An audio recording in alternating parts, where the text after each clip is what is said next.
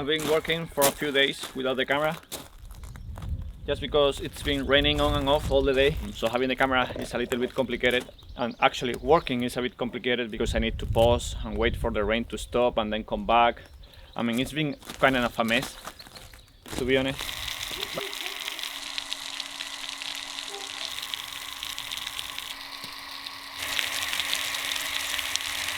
I got to the point where I just need to close this area over here and then the forms will be done.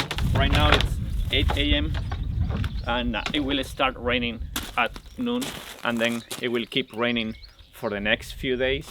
So instead of going to run early in the morning, I came to the building site. Once it starts raining, I will go back, change for my running clothes and go for my run.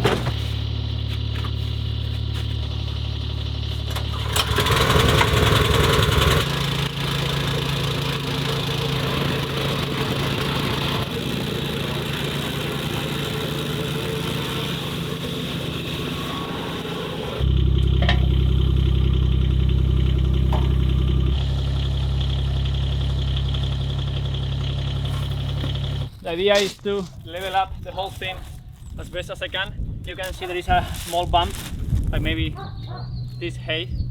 If you leave that, then the insulation doesn't sit flat.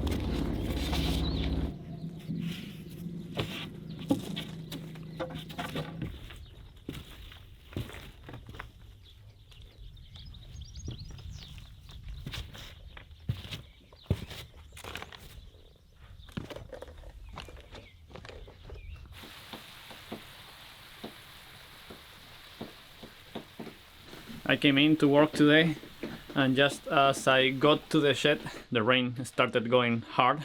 The forecast said that it was just going to be just a little bit of rain. So I have been here for like 5-10 minutes waiting for the rain to stop, but doesn't look like it's gonna stop anytime soon. Me wasting my time here doesn't add anything, I think, important to the video, but today I felt like filming it just because, you know, there are a lot of days like this when you plan on doing something and then all of a sudden you cannot, but those days don't show up in the videos. And then if I sit inside the cabin doing nothing, I'm working on the computer and the rain stops, I feel guilty that I'm not here making progress. So this is my life right now. Just wanted to share it because I guess there are many people feeling the same that I do. And then when you watch the videos, you only see the highlights, you know, you see maybe 30 or 40 days of work resumed in like a 20-40 minutes video.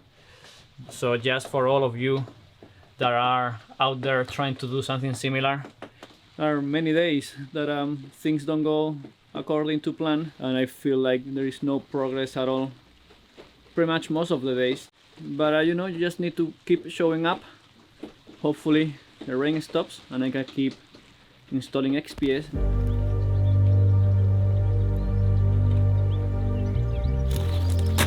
Alright, no more rain. Let's start working.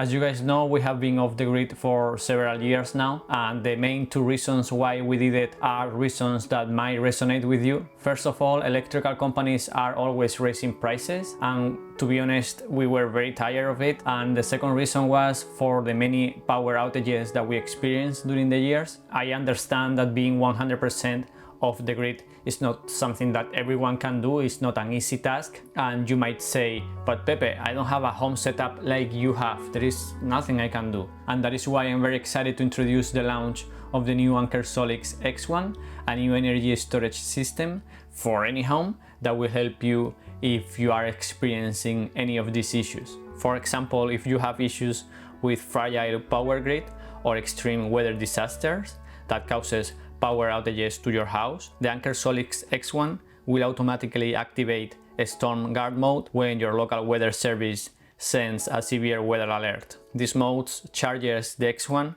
to maximum capacity to automatically maximize your protection from grid outages. At the very exact moment that your house loses power, the X1 seamlessly transitions to power your home in less than 20 milliseconds. It features a modular pack design that supports a wider range of capacities from 5 kilowatts hour to 180 kilowatts hour and from 3 to 36 kilowatts of power. So you can easily find the perfect combination to suit your needs. You can also expand the battery pack without suffering any energy loss derived from mixed use of new and old batteries. And if any of the battery packs ever fails, it will automatically isolate that pack and keep it available. During short-term blackouts, the X1 could constantly offer 1.1x rated power output to power high-watt home appliances at the same time. If, for example, like us, you have a photovoltaic rooftop, you can connect the X1 to it. Your photovoltaic can still charge the X1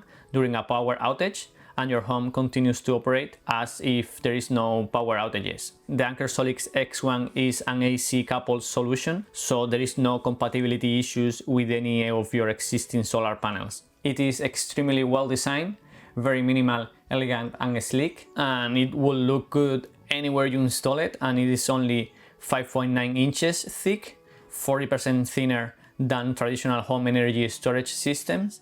And not only that, the X1 withstands the rain and dust with an IP65 design. With the X1 you will achieve 100% power from -4 Fahrenheit degrees up to 131 Fahrenheit degrees. In cold temperatures, for example, the built-in thermal boosting technology enables the battery to charge normally when other batteries stop working. And in addition to that, the BMS adjusts the battery working condition to up to 15% more attainable power. During hot summers, which will be our case, the X1 functions normally with infinite power, allowing it to charge and discharge without derating. You will have maximum attainable energy with innovative energy optimizer. With this system, at each battery module, each battery pack can independently charge or discharge to eliminate the capacity loss due to different statuses of capacity, which provides up to 2,350 kilowatts hour more energy than a similar product in the market and helps users save more on electricity bill. And if you're experiencing rising in electricity bills, the X1 offers 3 modes of smart energy management. The first one is the self-power mode, which maximizes green energy use. The second one is the time of use mode that allows the X1 to charge in advance when the electricity price is low, so that you can utilize the stored electricity in the X1 when the grid electricity price is higher. And the third one is the net metering 3.0 mode that allows the consumers to sell electricity as fast as possible while the price is high. And on top of all of this, you can remotely monitor and control the X1 with the Anker app, so you can optimize your power usage by reviewing professional data. Ready to power for the extreme with Anker SOLIX X1 and take your home energy to the next level? There is no need to wait. Sign up now through the link in the description box and get a surprising offer.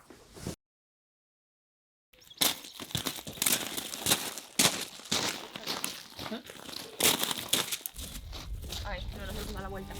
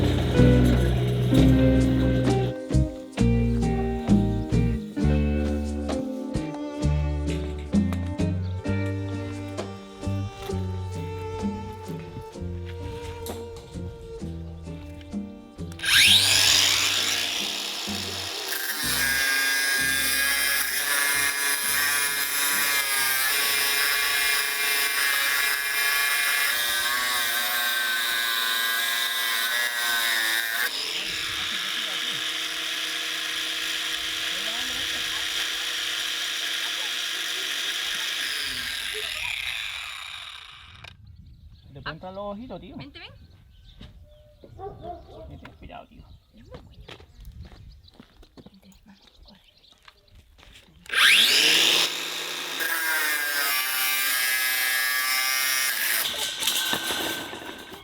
We're about to put the rebar inside, and I realized that every time that we put it, we just show like a fast-paced video. I don't think you got the struggle that is to try to put that thing inside here just with Eugenia. It's super heavy. It's probably, I don't want to say a crazy number, but I think it's probably 60 kilograms. It's not that much the weight, but how difficult it is to move it without the bottom part touching Yeah, because we don't want to and touch. scratching. We don't want to touch the form because it's already set in place and in height, and then we don't want to touch the bottom. That's basically why we put this felt, so we protect the plastic, because every time that the rebar touches the plastic, it breaks it. So it makes no sense to just leave the plastic in and then scratch the whole thing and tear the plastic away with the rebar.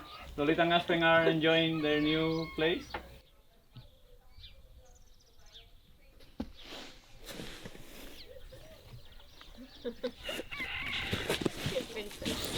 So yeah, I think this video I won't put it like a fast-paced video. I'm gonna just put it the reality, so you see the struggle of each and one of the rebar grades. Are you ready, Eugenia? No. No?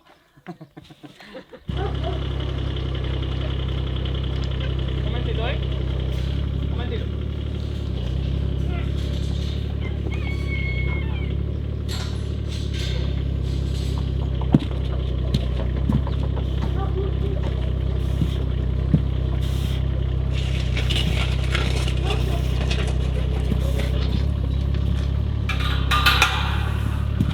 Espera, arriba. Arriba. Y ahora. Ya. Wow.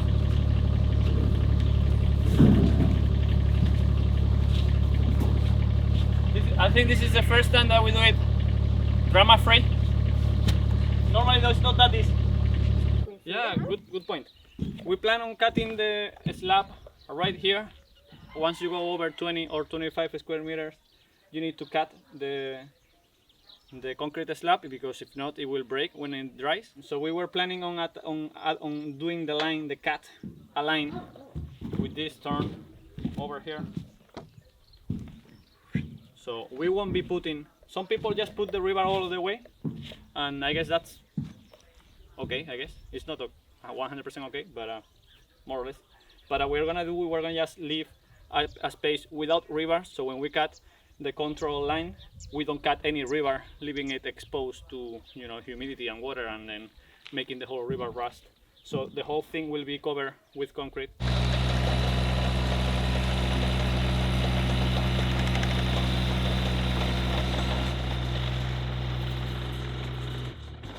We just hired a new volunteer, gonna be helping with the excavator. Husband, what are you doing there, man? Come on.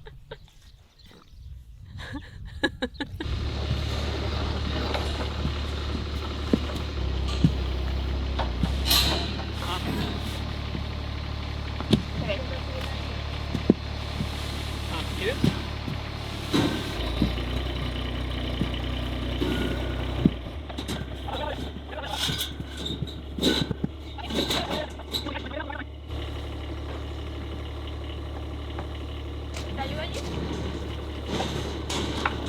It's a very expensive and very high-end new tool alert.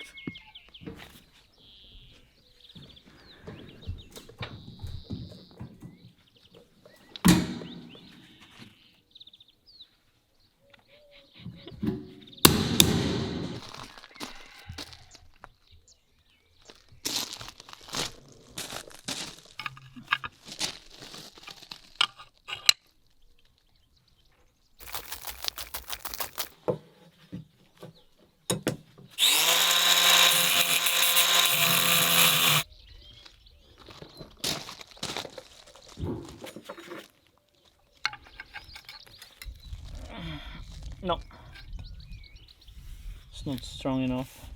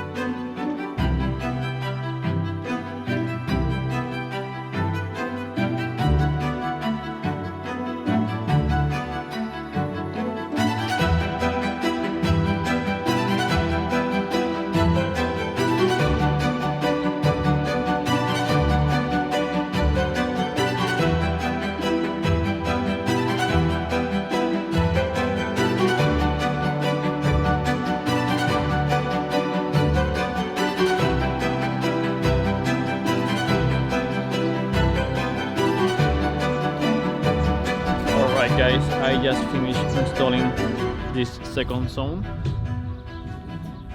As you might know, these pipes are for the radiant floor heating. We're gonna have the floor of the house heat up during winter and cool down during summer. So cold water will go through it during summer and hot water will go through it during winter, making the whole concrete floor cold or warm. I believe it's the best way to warm up a space, just because, you know, you're warming up material, and there is a different feeling than just warming up air in the space than actually warming up the material that the space is made of.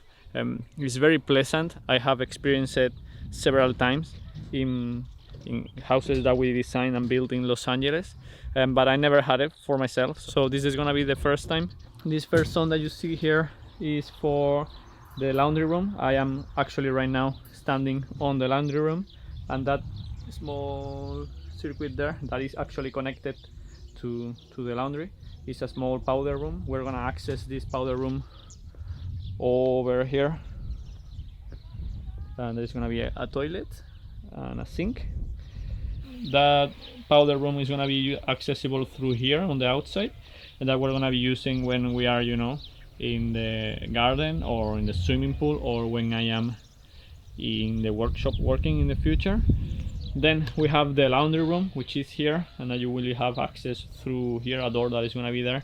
And the main reason of heating up that space is because, you know, sometimes during winter you don't have places to hang your clothes at. We're gonna have a dryer, but the dryer sometimes don't dry 100% the clothes, so we figured that heating up that small space is gonna help drying the clothes that we have hanging. And then this is gonna be where the main manifold is going to be. As you can see, we have one zone going in that direction because it's connected and it comes back. Then we have the original one that is in the floor of the sunken living room, and then we have the first zone that I just installed that is gonna be heating the dining room. The dining room will go over here up to, it's gonna have two zones, one here and one there. And then as you can see, these two pipes are where the island of the kitchen is going to be. So we're gonna have another zone over there. We're following Uponor's advice and plans.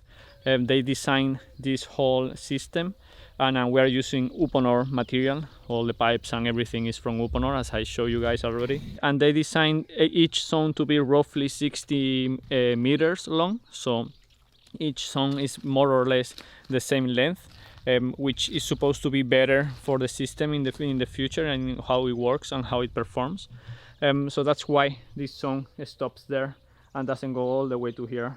I mean, I guess you could extend each zone a little longer. I believe, if I'm not mistaken, if I am mistaken, I'm gonna put it here, but I believe you can stretch it to around 300 meters linear of pipe each zone. But in this case, instead of doing one big zone for the whole thing, they decided to do 3 zones of roughly 64 linear meters. And now I'm gonna do the next one, which by the way crosses one of the cuts that the concrete slab is going to have. So I need to be careful to actually put the pipe down and up where the cut is going to be, because if not, we're gonna just cut it with the circular saw once we make the cut in the concrete slab, and that will be a big deal, you know, because if you cut it, then the water escapes and it won't hit. And in order to do that, I'm gonna use what is left from the first roll of pipe. Not sure if I'm gonna have enough, to be honest, because I have roughly 70 meters here and the plan calls for 68. So and you cannot just splice them in the middle. I mean, you could, but then you have a place where it might leak in the future because you are connecting it under the concrete slab, and then if it leaks you cannot actually fix it, especially in our case that the concrete is going to be exposed. So if we make a hole in the concrete to fix it, then you know you will see the hole for the rest of your life. So that's not an option. We need to have a circuit that is continuous all the way through, and it comes back just in one single pipe. But I'm not too sure if I'm gonna have enough. I guess I'm gonna risk it, I think. All right, I was able to do the next one. So you can see this one is the one that I left under here. I will need to attach it somehow so it stays at the bottom, and also I did the same over there. So you can see that one goes under the grid, so when we cut the concrete slab over here, we don't cut the actual pipe. I ran out of pipes. There was a leftover of like 3-4 meters which I cannot use, and I need to grab that other box that has 400 meters. This first roll was 200 meters, and that one is the double.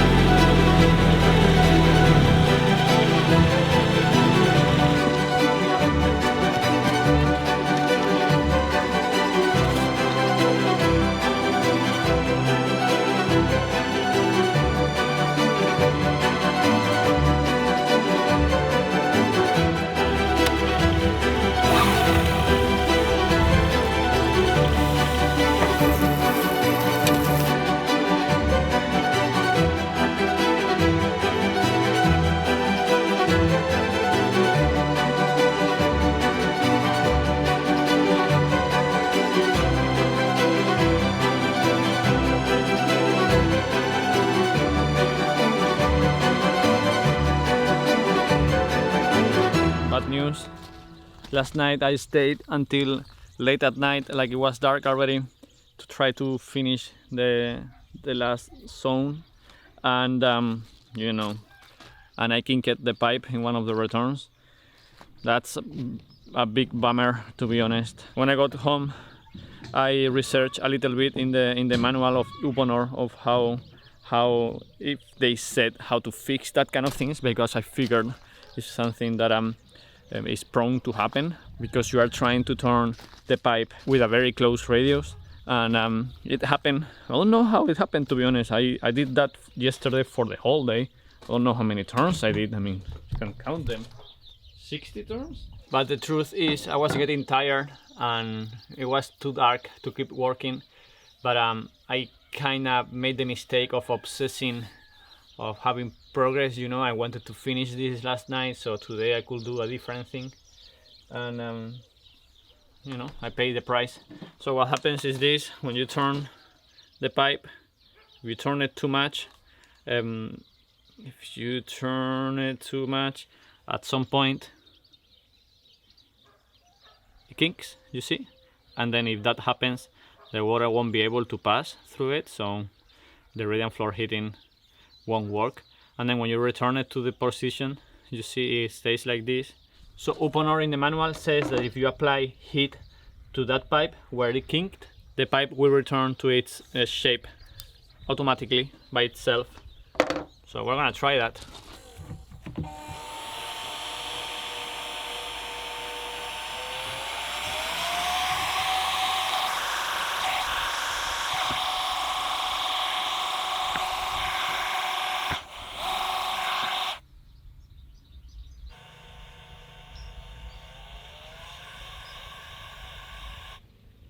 Hey, we fixed it, vamos!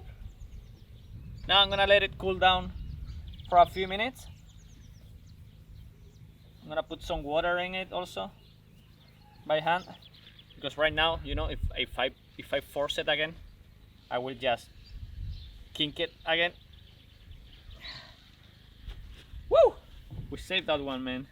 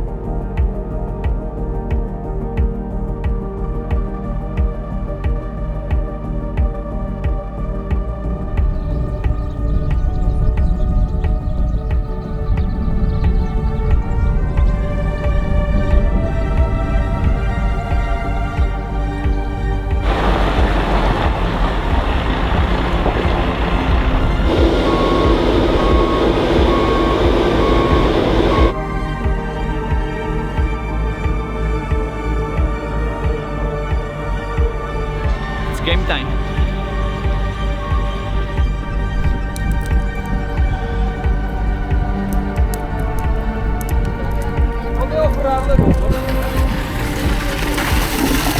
Quítale, quítale.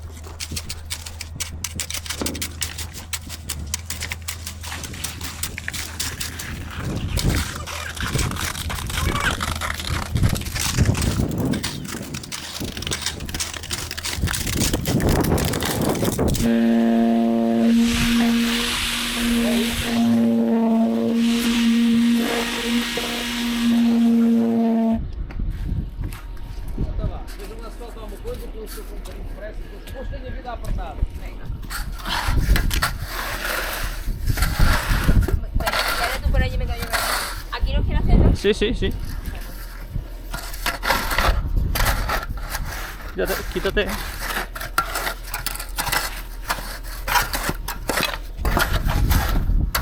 Pásate. Esto ahora después lo quitamos. Sí.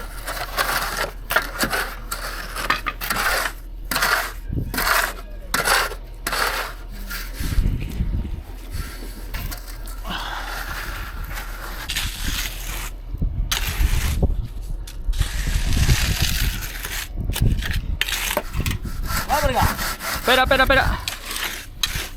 Un momentito, ¿eh? Espera, espera. Sí, sí. Dale, dale. Dale, dale. Espera, espera. Cuidado.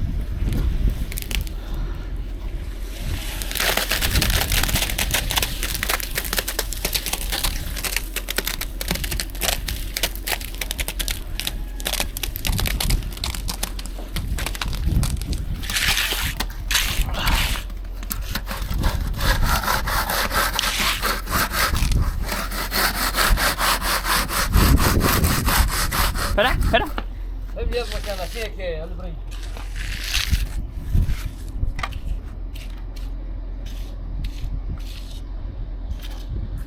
Espera, espera. Ahí está. Espérate un momento, para. Que aquí la hemos. Cógela aquí, porque aquí sobra. ¿No? Si. ¿Está bien? Se ha quedado ahí una marca, ¿no? Ahí estamos otra vez. Vamos. Esto se me ha caído aquí. Pues venga.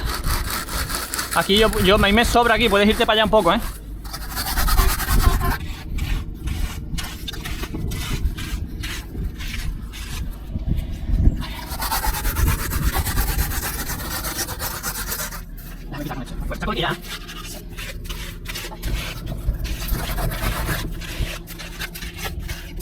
¿El qué? Vamos.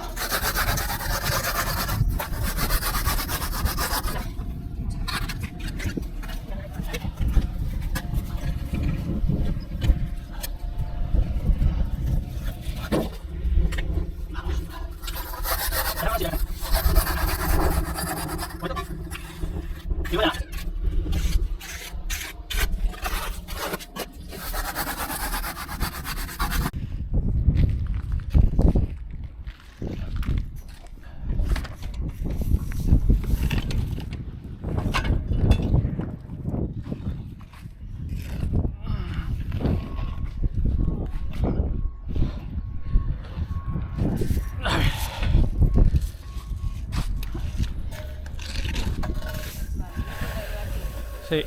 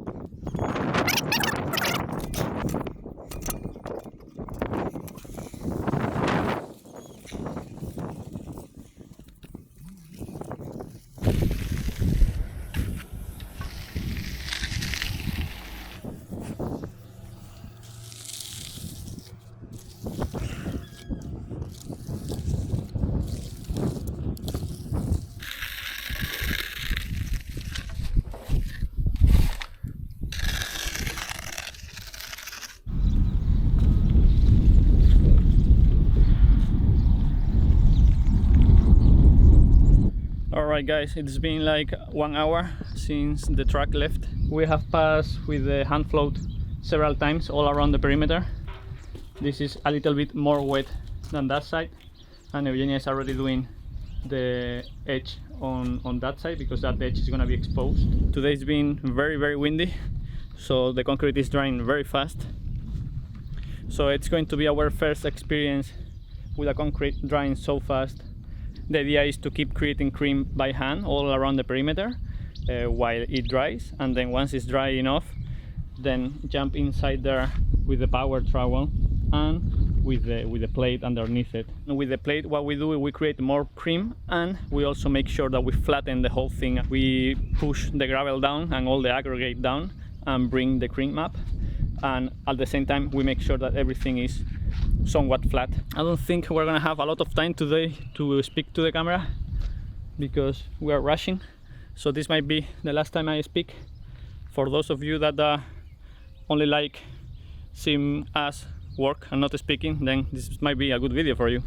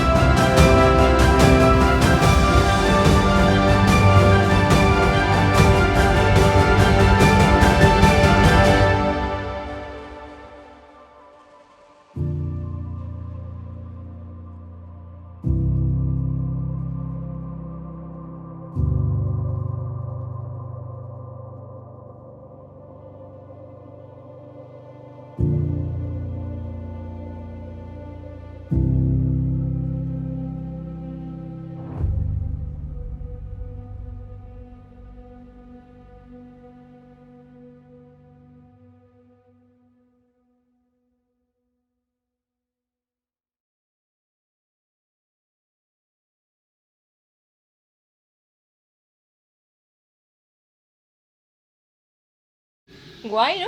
Woo. Looks good, right?